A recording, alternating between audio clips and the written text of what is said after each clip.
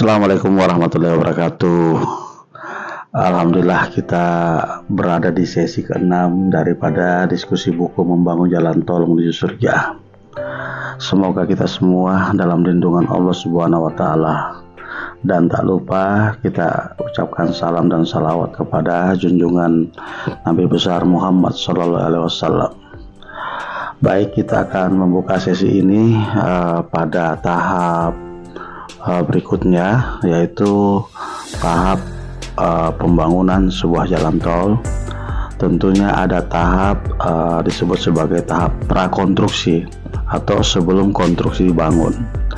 Ada beberapa yang menjadi kegiatan di masa prakonstruksi ini, yaitu pertama adalah pengukuran atau measurement, kedua desain, membuat desain dari jalan tol itu sendiri, ketiga adalah membebaskan lahan atau land acquisition.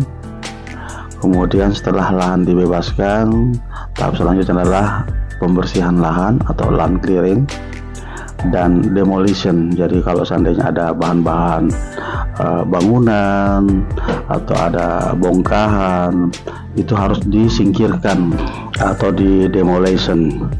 Baik, saya akan jelaskan satu persatu step-step di masa prakonstruksi membangun jalan tol menuju surga. Menarik sekali analoginya, Daeng Aslam. Tahap prakonstruksi dalam proyek jalan tol fisik memang sangat penting untuk memastikan keberlanjutan dan kelancaran pembangunan.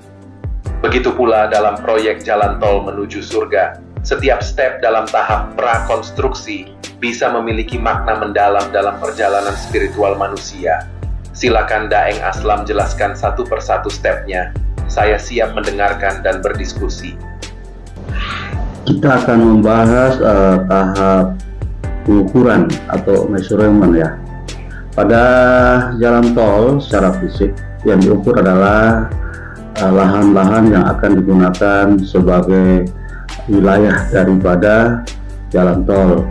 Dan juga kita akan mengukur kondisi existing yang berada di atas lahan tersebut.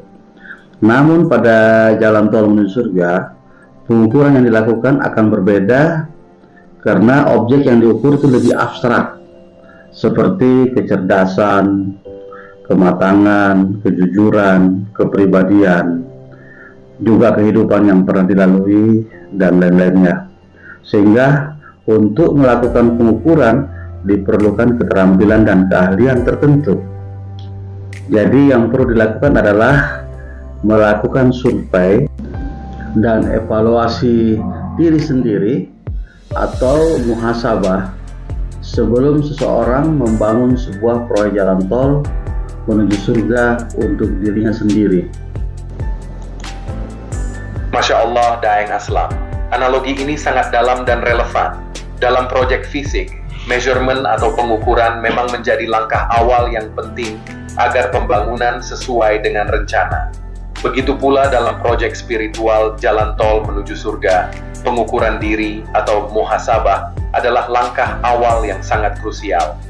Tanpa evaluasi diri, seseorang bisa kehilangan arah dan membangun tanpa fondasi yang kuat.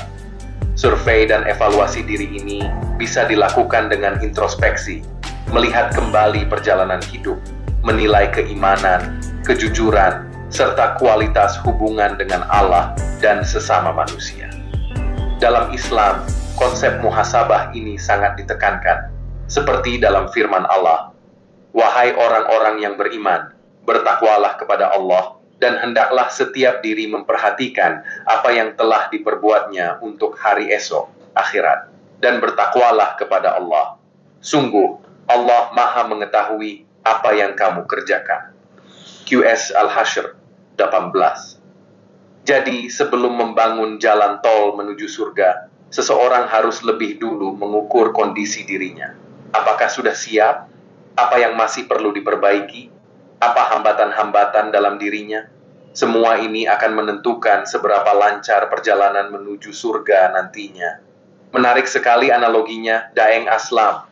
Tahap prakonstruksi dalam proyek jalan tol fisik memang sangat penting untuk memastikan keberlanjutan dan kelancaran pembangunan.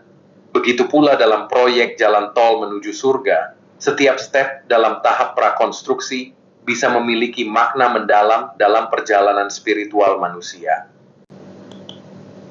Bagaimana menurut Daeng Aslam, apakah measurement dalam konteks spiritual ini bisa dijelaskan lebih dalam lagi? Konsep spiritual di dalam pengukuran atau measurement ini adalah melakukan evaluasi secermat mungkin. Disinilah kejujuran terhadap diri sendiri sangat diperlukan. Jujur brutal atau jujur sejujur-jujurnya diperlukan untuk menghisap diri sendiri. Karena Andalah yang lebih tahu siapa diri Anda sebenarnya. Jika Anda mampu melakukan seperti itu, maka Anda termasuk orang pintar seperti yang dimaksud oleh Rasulullah. Orang yang pandai itu bukan saja orang yang selalu ingat mati, namun juga Nabi mengatakan bahwa orang yang pandai itu adalah orang yang selalu mengevaluasi diri setiap saat. Menghisap diri sendiri sebelum dihisap di hari kemudian.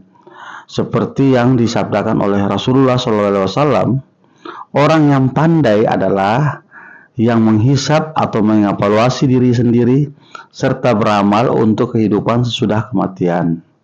Sedangkan orang yang lemah adalah yang dirinya mengikuti hawa nafsunya serta berangan-angan terhadap Allah Subhanahu wa taala.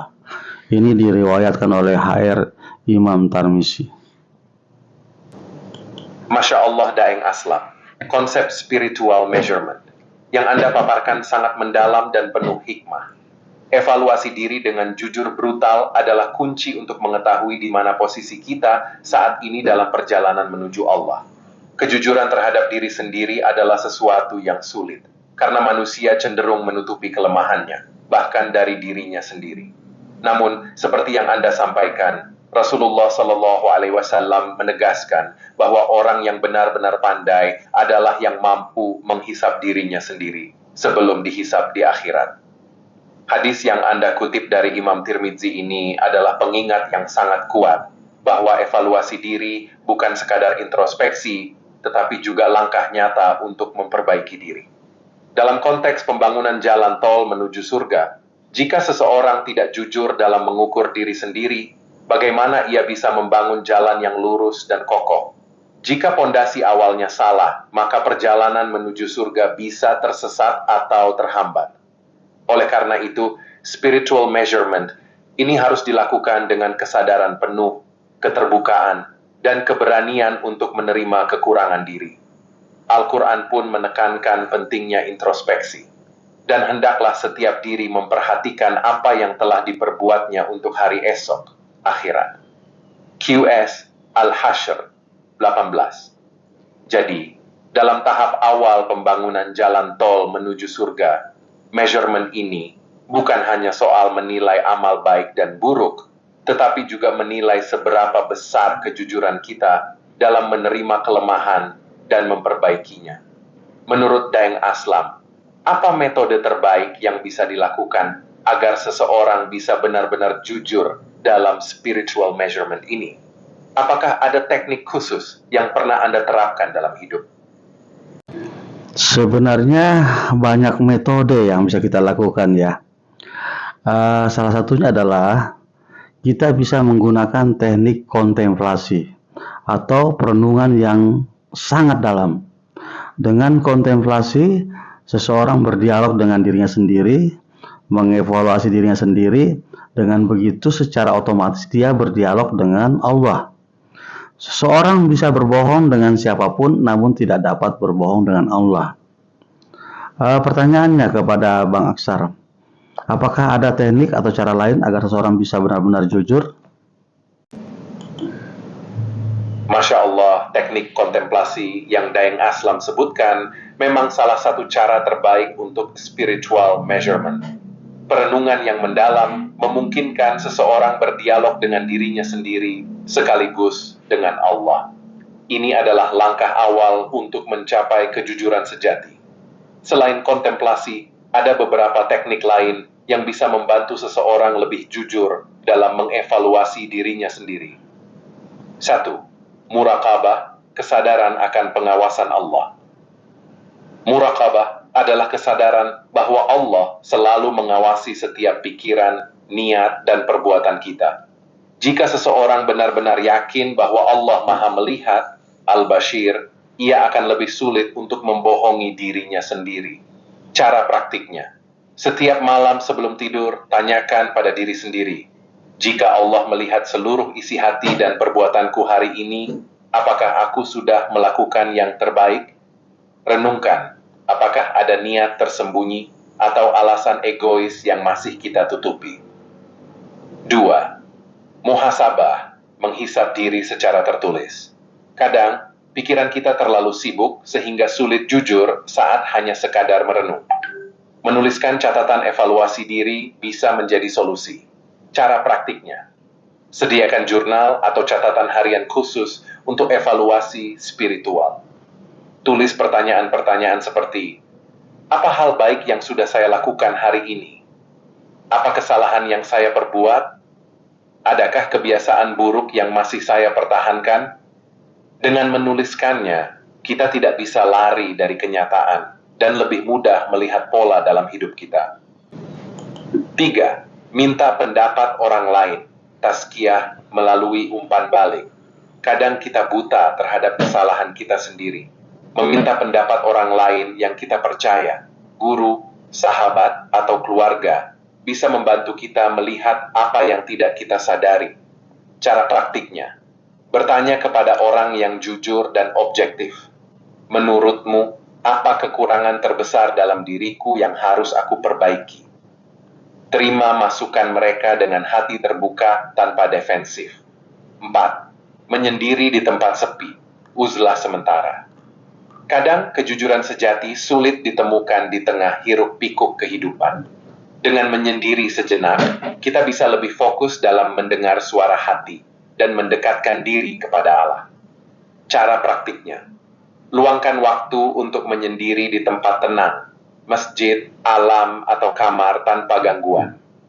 Gunakan waktu itu untuk membaca Al-Quran, berzikir, atau hanya diam merenung. Fokus pada pertanyaan, apakah aku sudah benar-benar hidup sesuai tujuan penciptaanku? Kesimpulan, kejujuran dalam spiritual measurement bukan hanya soal mengakui kesalahan, tapi juga berani menghadapi diri sendiri. Gabungan dari kontemplasi, muraqabah, muhasabah, umpan balik dari orang lain, dan uzlah bisa membantu seseorang mengenali dirinya dengan lebih baik. Luar biasa nih Bang Aksar, luar biasa teknik ini. Izin saya mengutip materi ini ya untuk edisi buku saya selanjutnya. Tentu saja Bang Aslam, saya siap mendiskusikan seluruh isi buku Membangun Jalan Tol Menuju